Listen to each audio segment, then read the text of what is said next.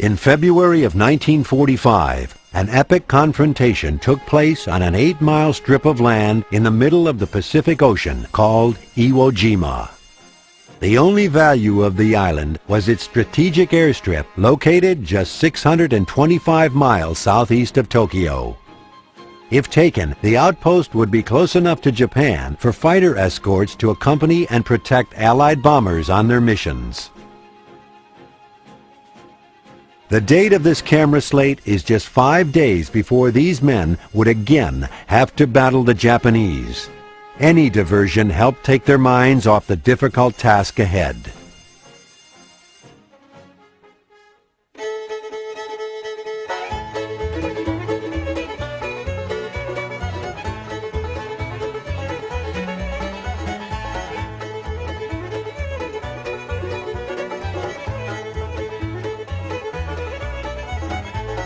The capture of Iwo Jima was expected to take 10 days. It took 36.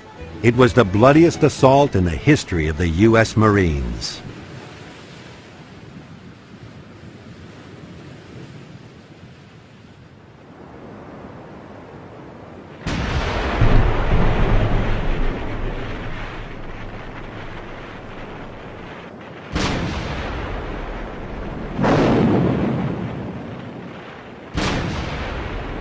On February 17th, the shelling began. The morning erupted into a firestorm of shells and rockets. A war correspondent on one of the ships wrote, "I can't help thinking nobody can live through this, but I know better."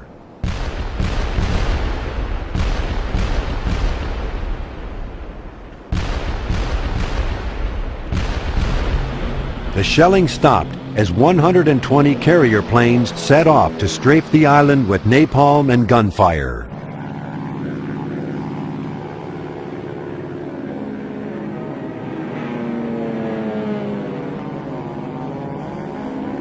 But this ferocious bombardment failed to roust the Japanese from their underground shelters throughout the island.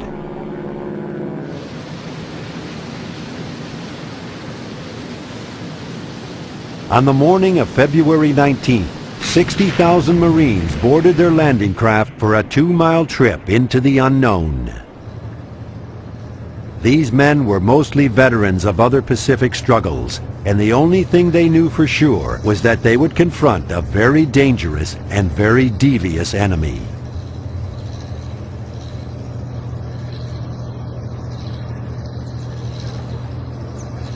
It was expected that 15,000 of these Marines would become casualties.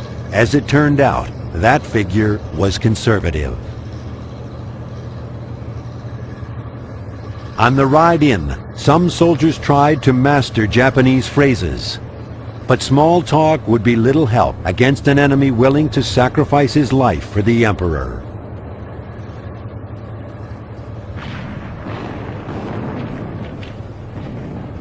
This is how it looked from inside the landing craft as the first waves hit the beach at Iwo Jima.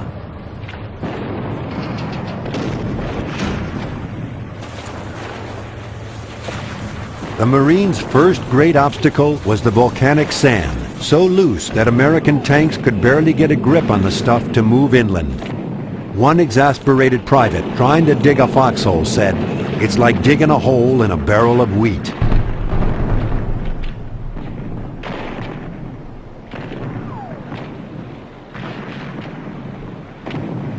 By 5 p.m. that day, 30,000 Marines were on the shores of Iwo Jima. The first objective was Mount Suribachi.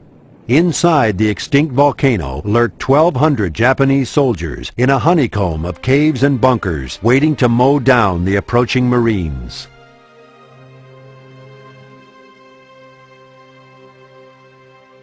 The Japanese plan was to allow the Americans to come ashore, move inland, then be butchered by mortar and machine gun fire from strategically located pillboxes.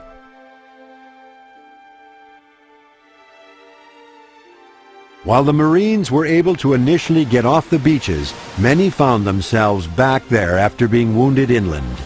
These Marine medics are prepping casualties for evacuation by sea and air. The quick responsiveness by medical personnel saved thousands of lives.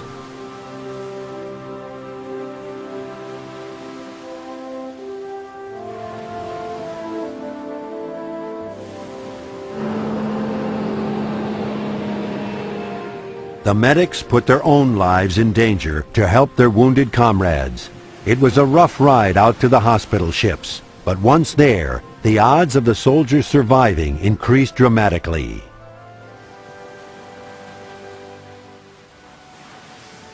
This camera slate illustrates the fierce fighting. By 4 a.m. on the second day, this landing craft rescued 226 men. Hundreds of boats were performing the same mission.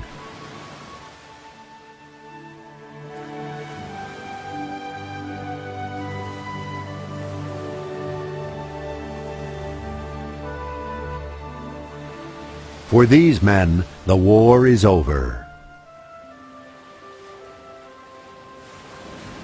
At Iwo Jima, the Japanese Air Force continued a new tactic first used in the Philippines, the kamikaze or suicide bomber. The pilot was a human bomb. The kamikaze attacks at Iwo Jima inflicted more than 300 casualties to the sailors supporting the Marines on shore.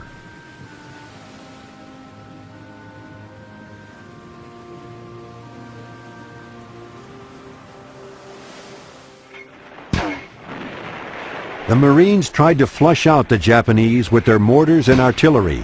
They were mostly unsuccessful.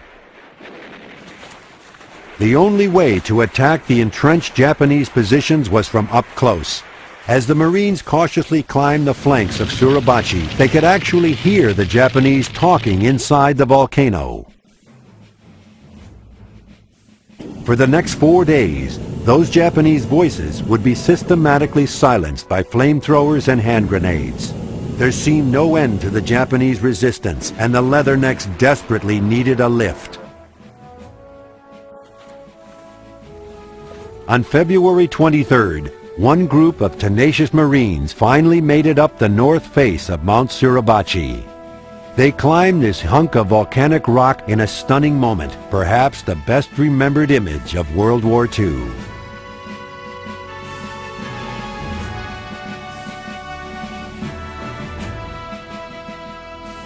By the sixth day of battle, the Marines had captured the island's largest airstrip. American bombers could now reach Japan, escorted by fighters.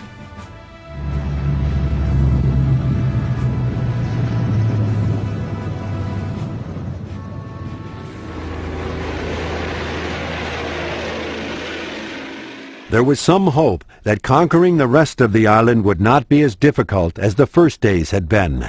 That hope was short-lived. To clear out the northern end of the island, Marines had to traverse rocky terrain embedded with Japanese snipers and mortars. And the Japanese, as usual, fought to the death.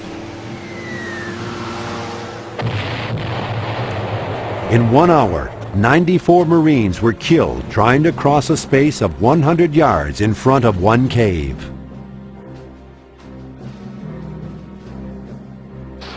When the Marines couldn't coax them out or shoot them out, they burned them out.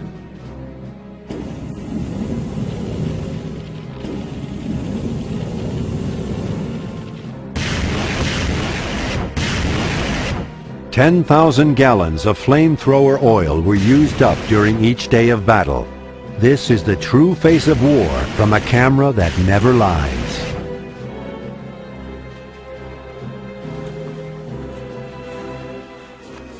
Finally, after 36 days of intense fighting, the remaining Japanese surrendered. Of the 22,000 Japanese that originally occupied Iwo, only 1,000 survived. 21,000 had fought to their deaths. These men chose to live.